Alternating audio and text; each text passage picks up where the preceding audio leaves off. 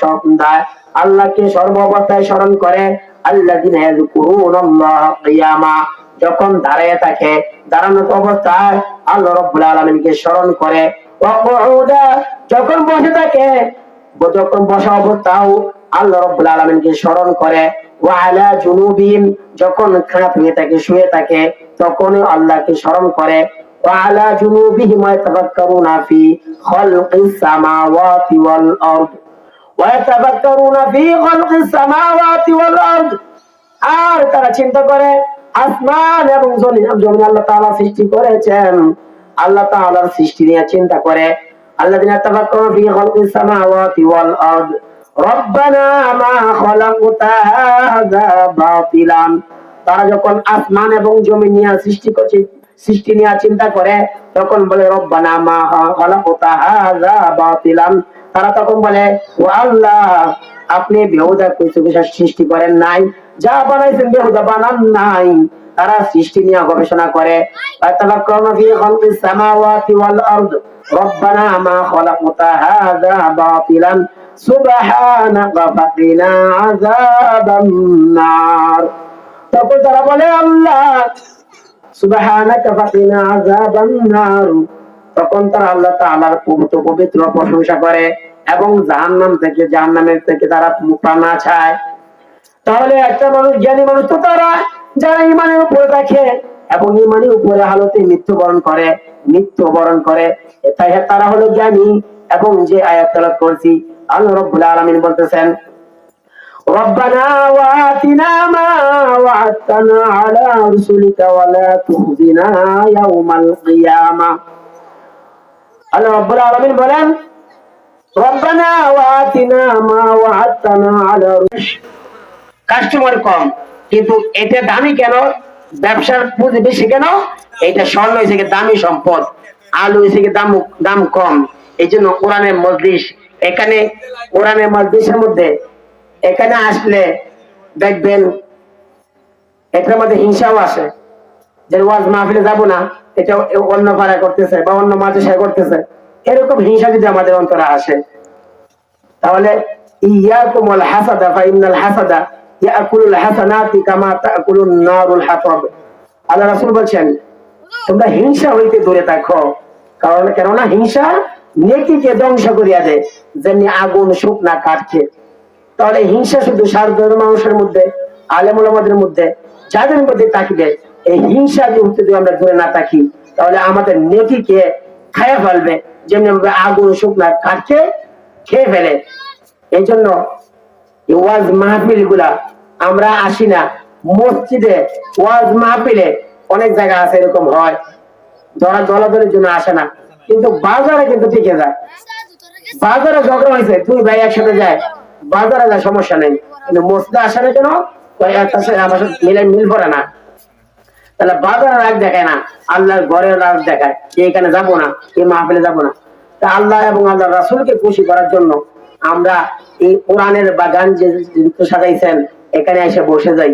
যদি দেখা যায় মানুষ কম, আল্লাহ তাআলা এখানে, আল্লাহ তাআলার অসংখ্য রহমতের ফেরেশতারা যেখানে কোরআন এবং হাদিসের আলোচনা করা হয়, এটা বেষ্টনী করে রাখেন। এই জন্য এই এলাকার জন্য আল্লাহ তাআলা এই ব্যবস্থা করছেন। এই জন্য নিয়ামতের শুকরিয়া আদায় করতে হবে। এই নিয়ামতের শুকরিয়া যদি আদায় করা যায়, তাহলে আল্লাহ তাআলা নিয়ামত বাড়ায়া দেন। মুসা আলাইহিস সালাতু ওয়াস সালাম আল্লাহর সাথে কথা বলেন, তুর পাহাড়ে গিয়ে কথা বলেন।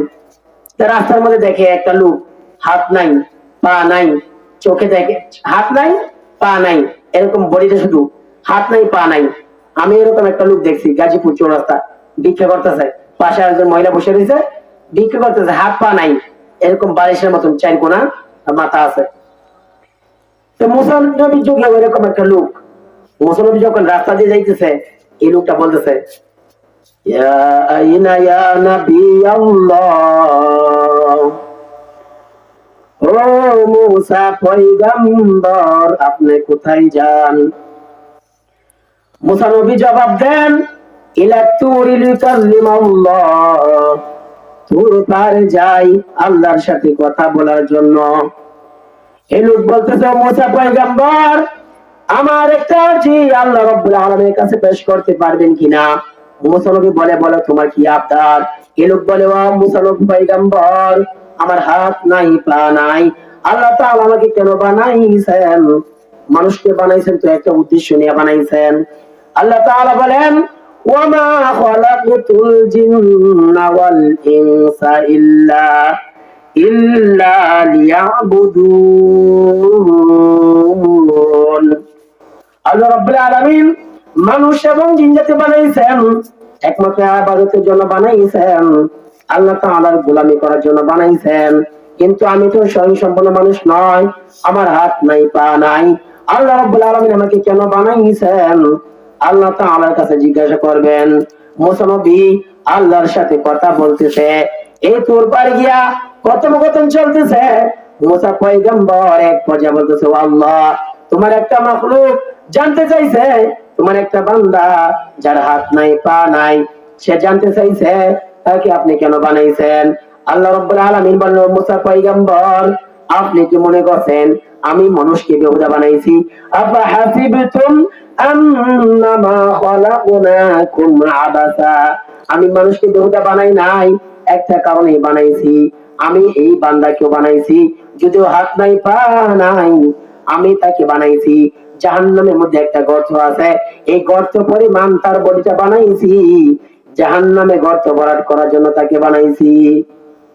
মুসা নবী রাস্তা দিয়ে আবার যাইতেছেন, মধ্যে তার সাথে সাক্ষাৎ হয়। বলতেছে, ও মুসা নবী, ও মুসা পয়গম্বর, আপনি কি আল্লাহর কাছে আমার আরজি পেশ করছেন কিনা? মুসা নবী বলে, তোমার আরজি আল্লাহর কাছে পেশ করছিলাম। আল্লাহ তাআলা বলেছেন তোমাকে বেহুদা সৃষ্টি করে নাই, তোমাকে আল্লাহ তাআলা জাহান্নামের একটা গর্ত আছে, এই গর্তটার পরিমাণ তোমার বডিটা বানাইছেন, এই গর্ত ভরাট করার জন্য আল্লাহ তাআলা তোমাকে বানাইছেন। এই লোকটা বলতেছে আলহামদুলিল্লাহ। এই আলহামদুলিল্লাহ বলার পরে মুসা নবী বলে, তুমি কি বুঝো নাই, তোমাকে তো জান্নাতে দেওয়ার জন্য বানাই নাই, যে করে এখানে শুকরিয়া আদায় করবা। আল্লাহ তাআলা তো তোমাকে জাহান্নাম ভরাট করার জন্য বানাইছেন, কেন শুকরিয়া আদায় করেছো? এই ব্যক্তি বলতেছে, ও মুসা পয়গম্বর, আমি মনে করছি আল্লাহ রাব্বুল আলামিন আমাকে বেহুদা বানাইছেন, যেহেতু আমার হাত নাই পা নাই, আমি ঠিক মতো ইবাদত করতে পারবো না, আমি এখন মনে করছি আমাকে কোনো কারণে বানাই নাই, তাহলে তো আল্লাহ তো আমাকে একটা কারণে বানাইছেন, আল্লাহ তাআলা জাহান্নামে ভরাট করার জন্য বানাইছেন, এই জন্য আমি শুকরিয়া আদায় করলাম, আলহামদুলিল্লাহ বললাম। এই আলহামদুলিল্লাহ বলার কারণে, যদিও আল্লাহ তাআলা তাকে বলছে আগে জাহান্নামে ভরাট করবেন, এই শুকরিয়া আদায় করার কারণে আল্লাহ রাব্বুল আলামিন তার এই হাত পা গজাইয়া সঙ্গে সঙ্গে সে পরিপূর্ণ মানুষ হয়ে গেছে। শুকুর গুজার বান্দা হওরে দুনিয়ায়, শুকুর গুজার বান্দা হওরে দুনিয়ায়, যার কারণে নিয়ামত বেড়ে যায়। প্রভুর শুকর আদায় যদি না করো, কঠিন আযাব হবে তোমার কবর। আল্লাহ রাব্বুল আলামিন বলেন, লাইন শাকারতুম লাযিদান্নাকুম ওয়া লাইন কাফারতুম ইন্না আযাবি লাশাদীদ। আল্লাহ রাব্বুল আলামিন বলেন, যারা আমার নিয়ামত পাওয়ার পর নিয়ামতের শুকরিয়া আদায় করবে, আমি আল্লাহ তাআলা তার নিয়ামত সমূহ বাড়াইয়া দিব, আর যে নাশকরি করবে তার থেকে নিয়ামত ছিনে নেওয়া হবে, আর যে নিয়ামতের শুকরিয়া আদায় করবে না তাকে আমি ইন্না আযাবি লাশাদীদ, আমার আযাব কিন্তু কঠিন, আমার ধরা কিন্তু কঠিন। তাহলে প্রশ্ন আসে, আল্লাহ রহমান, আল্লাহ গফফার, আল্লাহ রহিম, কেন মানুষকে কঠিন আযাব দিবেন? কেন আযাব দিবেন? এই প্রশ্ন, এই एग्जांपल হলো, আমরা যখন নিজেদের সন্তানকে আমরা শাসন করি, মা বাবা সন্তানকে শাসন করে, উস্তাদ ছাত্রকে শাসন করে, কেন করে?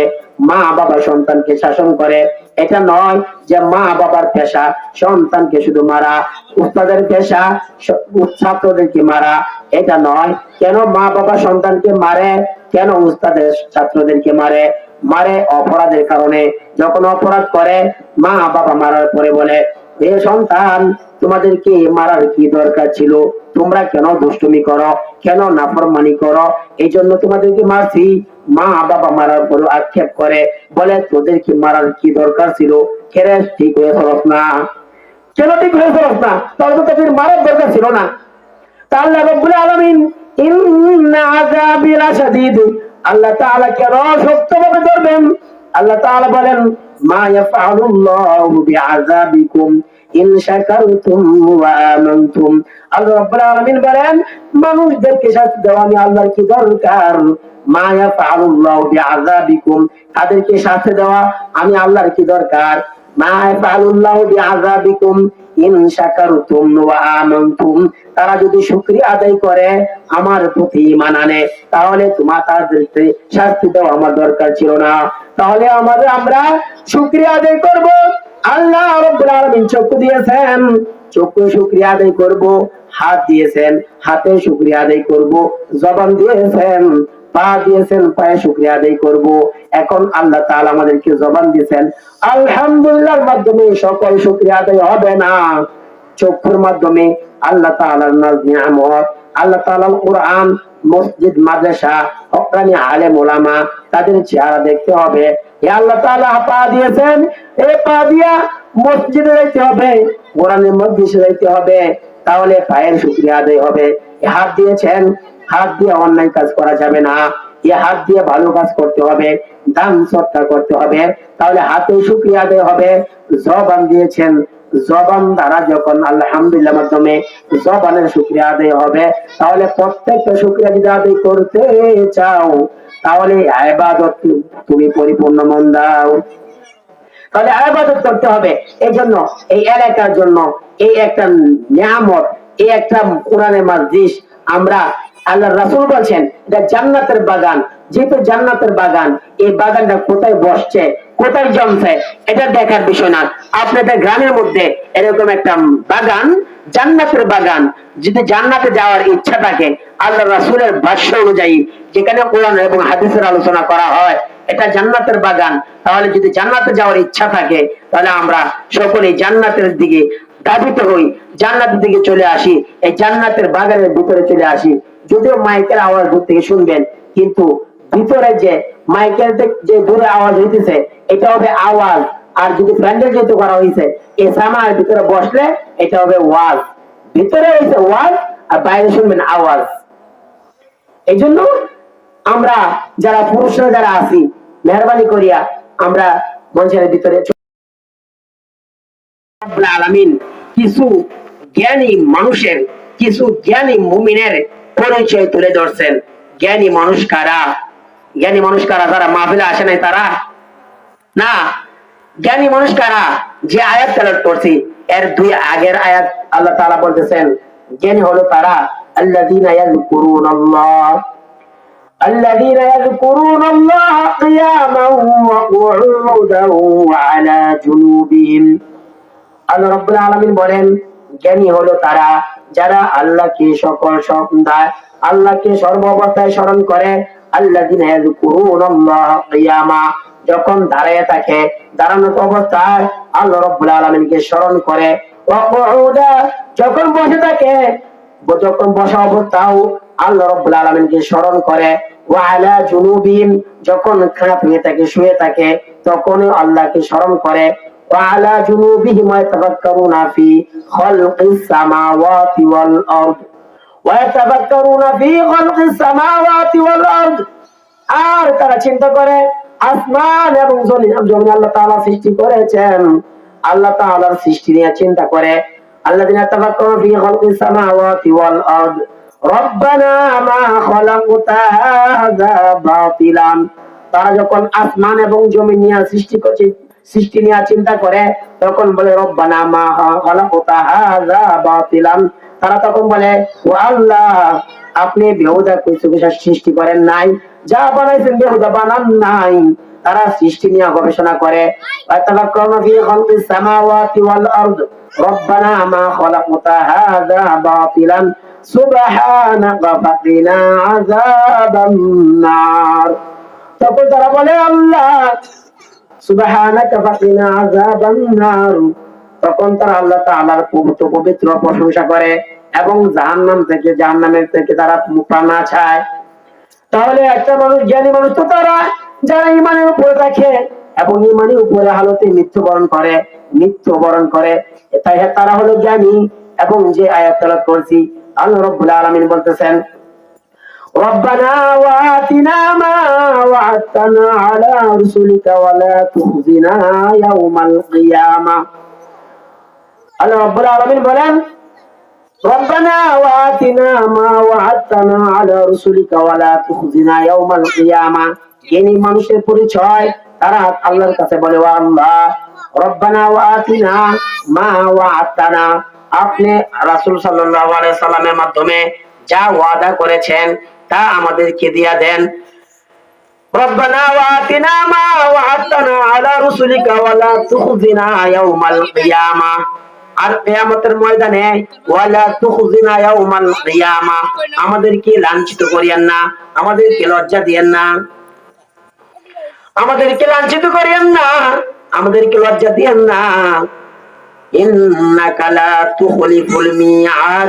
আল্লাহ রাব্বুল আলামিন বলেন, নিশ্চয়ই আমি ওয়াদা ভঙ্গ করি না। আল্লাহ তাআলা যা ওয়াদা দেন সেই ওয়াদা ভঙ্গ করেন না। দুনিয়ার মানুষেরা ওয়াদা করে ওয়াদা ভঙ্গ করে, নির্বাচনের আগে ওয়াদা করে, নির্বাচনী ইশতেহারের মধ্যে ওয়াদা করে কোরআনের বিরুদ্ধে কোনো আইন করা হবে না, কোরআনের বিরুদ্ধে কোনো আইন করা হবে না, কোরআন সুন্নাহর বিরুদ্ধে কোনো আইন করা হবে না। যখনই ক্ষমতায় যায় আগে বলে মদিনা সনদের রাষ্ট্র চলবে, মদিনা সনদের রাষ্ট্র চলবে, কোরআন দিয়ে শাসন করা হবে। যখন ক্ষমতায় চলিয়া যায় তখন কোরআনের কথা বললেও তাকে জঙ্গি বলে গ্রেফতার করা হয়। যখন মদিনা সনদের কথা বলা হয় তখন বলে এই দেশকে এই মৌলবাদীরা আরো 70 বছর পিছাই নিতে চায়। এইভাবে আমাদেরকে কথা করা হয়, কাদিয়ানীদেরকে অমুসলিম ঘোষণা করতে হবে। এইটা যখন সংসদে বলা হয় তখন তারা নিশ্চুপ থাকে, সংসদ সদস্যরা পর্যন্ত এই কাদিয়ানীদের পক্ষ সাফাই গায়। আগে বলে কোরআন সুন্নাহ বিরোধী কোনো আইন করা হবে না, কে কোন দল করে এটা দেখার বিষয় নয়। যারা অমুসলিম কাদিয়ানী, নবীর পরে কোনো নবী নাই, এর পরেও যদি কেউ নবী দাবি করে তারা নবীকে মানে না, তাদেরকে কাদিয়ানী। কারণ বাংলাদেশের মধ্যে হিন্দু আছে, বৌদ্ধ আছে, খ্রিস্টান আছে, তারা তাদের ধর্ম পালন করে, এটা আমাদের কোনো সমস্যা নাই। কাদিয়ানি ধর্ম পালন করবে, আমাদের কোনো সমস্যা নাই। কিন্তু মুসলিম পরিচয় দিয়া, মুসলিম পরিচয় সাইনবোর্ড লাগাইয়া আবার বলবে মুহাম্মদ সাল্লাল্লাহু আলাইহি সাল্লামকে মানি না, গোলাম আহমদ কাদিয়ানী নাকি তাদের নবী, এইটুকু যদি বলা হয়, আর যদি যে সরকারি ক্ষমতায় যায় তাদেরকে যদি প্রোডাকশন দেওয়া হয় তাহলে বুঝবো তোমরা কাদিয়ানীদের দালাল। কাদিয়ানীরা হলো কাফের, তাদেরকে যারা কাফের মনে করবে না তারাও কাফের। কাদিয়ানীরা কাফের, এই কাদিয়ানীদেরকে যারা কাফের মনে করবে না তারাও কাফের, যারা তাদের পক্ষে সাফাই গাইবে তারাও কাফের। এজন্য কে কোন দল করে এটা দেখার বিষয় নয়, কিন্তু ইসলাম নিয়া, কোরআন নিয়া, মাদ্রাসা মসজিদ নিয়া যখন রাজনীতি শুরু হবে তখন কাউকে সাথ দেওয়া হবে না। নবীকে নিয়ে কত কি করা হয় এইগুলা, নবীর পরে নবী নাই, কিছু দল আছে নিজেদেরকে আশেকে রাসূল দাবি করে, এরা আশেকে রাসূল, অথচ যখন কাদিয়ানী বেরোতে আমাদের নবী মানে না, নিজেকে নবী মানে গোলাম আহমেদ কাদিয়ানী, তখন এইটা নিয়ে এই যে সুন্নি দাবিদার এইগুলাকে রাস্তার মাঠে পাওয়া যায় না, এদেরকে রাস্তায় পাওয়া যায় না। রাস্তায় কখন পাওয়া যায়? 12 রবিউল আউয়াল আসলে রেলি বের করে, তাজিয়া মিছিল বের করে, এরা নিজের গায়ে নিজে রক্তাক্ত করে, তাজিয়া মিছিল বের করে, ইয়া হুসাইন ইয়া হাসান বলিয়া এগুলা মিছিল করে শিয়া এবং সুন্নি। এই সুন্নি গুলা তখন নবীর প্রেম উঠে কি জন্য?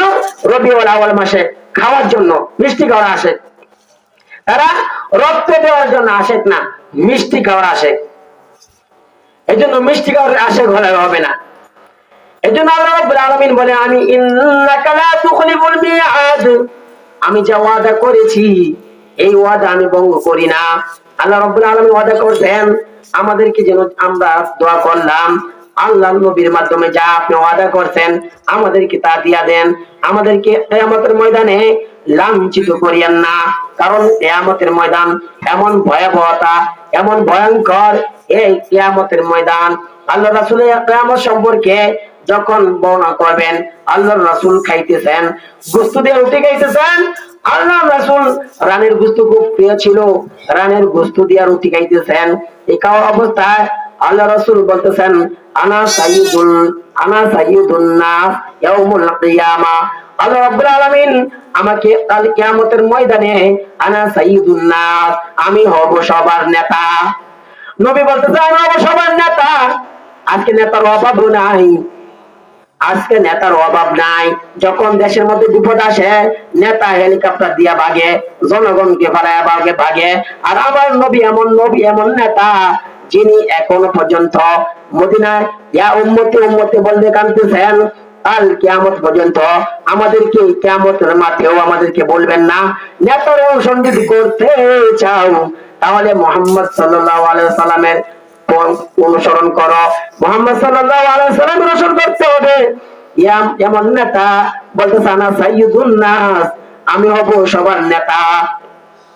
ইয়াউমুল কিয়ামা, কিয়ামতের ময়দানে আল্লাহ রাব্বুল আলামিন আমাকে নেতা বানাইবেন। এই নেতা বানানোর পর সমস্ত মানুষেরা, এই কাল কিয়ামতের ময়দান এমন বিশাল ময়দান, এমন গরম, এমন তাপ গরম হবে। একটা সূর্য আমাদের দেশে যদি বৈশাখ মাস জ্যৈষ্ঠ মাসে যে রৌদ্রটা, এত খরা, এই রৌদ্রের কারণে রৌদ্রের মধ্যে বের হওয়া যায় না, এত কষ্টকর। আর এটা হলো পৃথিবী থেকে সূর্যটা অনেক দূরে। এটা যখন মানুষের মাথার অর্ধ হাত উপরে উঠে তুলে দেওয়া হবে, সূর্যের 12টা মুখ এই মাথার দিকে ফিরে দেওয়া হবে। ভাত যেমন মা বোনে রান্না করে, ভাত রান্না করার সময় যেমনি ভাবে উঠলে, চাউল যখন উতলানো উঠে, তখন কিছু বায়া পড়ে, পাতিল দিয়া বায়া পড়ে। আল্লাহ রাসূল বলেন, কাল কিয়ামতের ময়দানে সূর্যের গরমটা যখন মাথায় লাগবে, মাথার খুলিগুলা টাস টাস করে ওরে পাটিয়া যাবে, আর বাতের মারের মতন এইভাবে বায়া পড়বে। এমন কঠিন ভয়াবহতা। আল্লাহ রাসূল অন্য হাদিসে বলেন, এমন যারা অপরাধ করছে, যে যতটুকু অপরাধ করেছে, কারো অপরাধের কারণে এই গ্রামের মধ্যে কারো হাত পর্যন্ত গাম হবে, কারো কবর পর্যন্ত গাম হবে, কারো বুক পর্যন্ত গাম হবে, কারো নাক পর্যন্ত গাম হবে। অনেকে গ্রামের মধ্যে সাঁতরাইবে, আর এরকম ভাবে মুসিবতের মধ্যে কাটাইবে। এরকম গরম আল্লাহ রাব্বুল আলামিনের কাছে সমস্ত মানুষেরা তারা পরামর্শ করবে, কি করা যায়। এই কিয়ামতের ময়দান একদিন দুই দিন নয়, এই পৃথিবী দুনিয়ার 50,000 বছরের সমান একদিন। দুনিয়ার জমিনে 50,000 বছর সমান যতদিন, এই কাল কিয়ামতের ময়দানটা একদিন 50,000 সানা। এই 50,000 বছর মানুষ দাঁড়ায় থাকবে, এত কষ্টকর হবে। তখন একজন আরেকজনকে বলবে, আমাদের উপায় নাই। আল্লাহ রাব্বুল আলামিনের কাছে বলা দরকার, আমাদেরকে একটা ফয়সালা দিয়া দেন, হয়তো জান্নাত দেন, না হয়তো জাহান্নাম দেন, আমাদের বিচার কার্য শুরু করিয়া দেন। আর সহ্য হয় না, আর গরম সহ্য হয় না। এই মুসা এই মানুষের যখন বলাবলি করবে, সমস্ত মানুষ চলে যাবে আলাইকুম বিআদম, আদম আলাইহিস সালাতু ওয়াস সালামের কাছে যাবে, বলবে, আদম আলাইহিস সালাতু ওয়াস সালাম পৃথিবীর প্রথম মানুষ, আনতা আবুল বাশার, ও আদম আপনি হলেন পৃথিবীর প্রথম মানুষ এবং প্রত্যেক সবার পিতা, আপনি হলেন আদম। ও আবুল বাশার, আপনি হলেন মানুষের পিতা। দুনিয়াতে যদি সন্তান বিপদে পড়ে, মা বাবা সন্তানের জন্য যা চেষ্টা করার দরকার করে, সন্তানকে উদ্ধার করার জন্য। দুনিয়ার আদালতে যদি মামলা দেয়, জেলখানা দেয়, মা বাবার ঘুম নাই, সন্তানকে ছাড়ানোর জন্য উকিল ধরে। এই সন্তানকে ছাড়ানোর জন্য উকিল ধরে। এই কাল কিয়ামতের ময়দানেও এই মানুষেরা আদম পয়গম্বরকে বলবে, আদম আপনি হলেন আমাদের প্রথম আদি পিতা, আপনি হলেন মানুষের পিতা। আমরা এত বিপদে আল্লাহ রাব্বুল আলামিনের কাছে সুপারিশ করেন। এই আদম পয়গম্বর বলবেন, আমি সুপারিশ করতে পারবো না, কারণ আল্লাহ তাআলা এমন রাগান্বিত, আজকে যেমন রাগান্বিত আর কখনো এরকম রাগান্বিত হন নাই।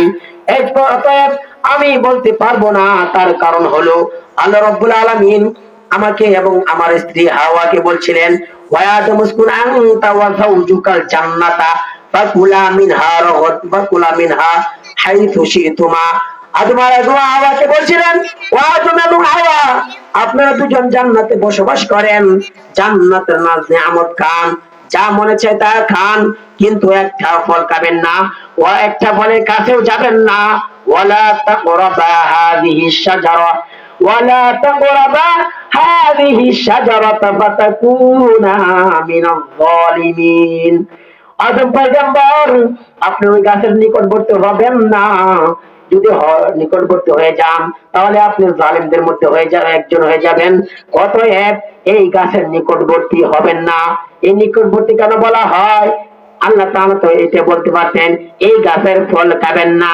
আল্লাহ বলছে এই গাছের নিকটবর্তী হবেন না, কারণটা কি? নিকটবর্তী আগে নিষেধ করছেন, কারণ গাছের যদি বলতো গাছের ফল খাবেন না, তাহলে তো আমরা প্রশ্ন করতাম গাছের ফল খাইতে নিষেধ করছে, কিন্তু নিষেধ করে নাই। বাঙালি যে সালাক, এক জায়গার মধ্যে লেখা এখানে বসা নিষেধ, মানে এটা ঝুঁকিপূর্ণ আছে, মনে হয় একটা চেঞ্জ দেয়া। এখানে লিখছে বেশি মানুষ বসা যেহেতু ঝুঁকিপূর্ণ, ঝুঁকি যেতে পারে। এখন সাইনবোর্ডের মধ্যে লিখছে এখানে বসা নিষেধ। এখন 10-15 জন এখানে শুয়ে পড়ছে, আমরা বসি নাই, শুয়ে পড়ছি। তাহলে এরকম ছাড়া কি করতে পারে? আল্লাহ তাআলা এই জন্য বলছে গাছের নিকট করতে হবে না। যদি বলতো গাছের ফল খাইও না, তখন গাছের তলায় যাইলে সমস্যা ছিল না। আল্লাহ তাআলা বলছেন গাছের নিকটবর্তী হয় না। এটা কেন বলছেন? একটা ঘরের ভিতরে কারেন্টের সকেট আছে, এটা যদি সুইচটা নিচে থাকে, তখন কি বাচ্চার মাকে আপনি এটা বলেন এই বাচ্চা যেন সুইচের এই সকেটের ভিতরে আঙ্গুল না দেয়? এটা বলানো হয় না, বলা হয় এই বাচ্চা যেন এই সুইচের কাছে না যায়, কারণ কাছে গেলেই আঙ্গুল দিবে সকেটের ভিতরে, তাহলে কারেন্টে শর্ট খাইবে। এই জন্য আগে সতর্ক করছে এই বোর্ডের কাছে যেন না যায়। আল্লাহ তাআলা সতর্ক করছেন ওয়ালা তাকরাবা হাযিহি শাজারা ফাতাকুনা মিনাল যালিমিন, এই সতর্ক করছেন। কিন্তু এক আল্লাহ তাআলা সতর্ক করার পরেও শয়তান আমাদের মাধ্যমে এই এই ফল খাওয়াইছেন। এই খাওয়ানোর জন্য আল্লাহ তাআলার কাছে আমি নিজেকে অপরাধী মনে করতেছে যে আমি আজকে আল্লাহ তাআলা কি ব্যবহার করে জানি না, এই জন্য আমি সুপারিশ করতে পারবো না। আল্লাহ তাআলা এমন রাগান্বিত, তোমরা চলে যাও হযরত নূহ আলাইহিস সালাতু ওয়াস সালাম তার কাছে। নূহ আলাইহিস সালাতু ওয়াস সালামের কাছে যাওয়ার পর নূহ পয়গম্বর বলবেন আমিও তোমাদের জন্য সুপারিশ করতে পারবো না। কারণটা কি? আল্লাহ রাব্বুল আলামিন আমাকে হায়াত দিয়েছিলেন 950 বছর, আমি দ্বীনের দাওয়াত দিছি। দ্বীনের দাওয়াত দেওয়ার পর আমার উম্মতেরা, আমার কওমের লোকেরা দ্বীন গ্রহণ করে নাই। এই 950 বছর দাওয়াত দেওয়ার পর 40 থেকে 42 অথবা 80 থেকে 82 জন আমার দ্বীন গ্রহণ করছে। তখন আল্লাহ রাব্বুল আলামিন ওয়ারাব্বিনি দাউতু কওমি লাইলাও ওয়া নাহারা, আল্লাহ রাব্বুল আলামিন এই নূহ আলাইহিস সালাতু ওয়াস সালাম বলতেছেন ওয়ারাব্বিনি দাউতু কওমি লাইলাও ওয়া নাহারা, আমি যখন আমার কওমের লোকেদেরকে রাতে দাওয়াত দিলাম, দিনে দাওয়াত দিলাম, রাতেও আমি দাওয়াত দিলাম, ফালাম ইয়াজিদহুম দুআই ইল্লা ফিরারা, আমার এই কওমের লোকেরা আমার দাওয়াত গ্রহণ করে নাই, তারা পলায়ন করছে, পলায়ন। ইল্লা ফিরারা ওয়া ইন্নী কুল্লামা দাউতুহুম ورب إني دعوت قومي ليلا ونهارا فلم يزدهم دعائي إلا فرارا وإني كلما دعوتهم لتغفر لهم جعلوا أصابعهم في آذانهم